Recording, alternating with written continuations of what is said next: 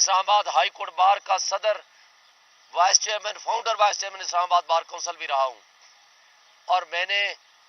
اس لا کے ادارے کو 34 ایئرز دیے ہیں۔ میں نے ہمیشہ رول آف لا کی تحریک چلائی ہے۔ میں آج چیف جسٹس آف پاکستان سے مطالبہ کرتا ہوں، آپ نوٹس لیں، جوڈیشل انکوائری کرائیں، ہم آپ کو ثبوت دیں گے،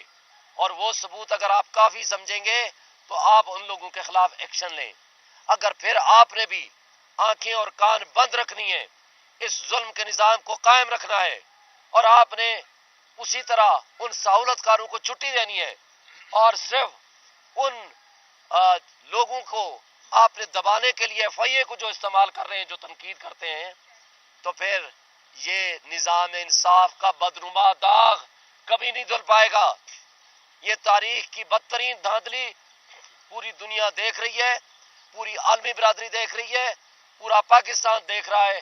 تو اس کے نتیجے میں ہونے والی زیادتیاں، اس کے نتیجے میں ہونے والی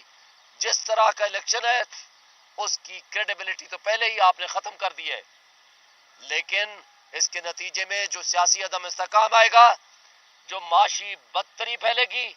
جو معاشی تباہی کا طوفان آئے گا، جو بددلی پھیلے گی،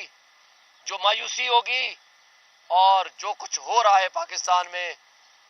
اس کا ذمہ دار سپریم کورٹ بھی ہوگی، الیکشن کمیشن بھی ہوگا، وہ ادارے بھی ہوں گے،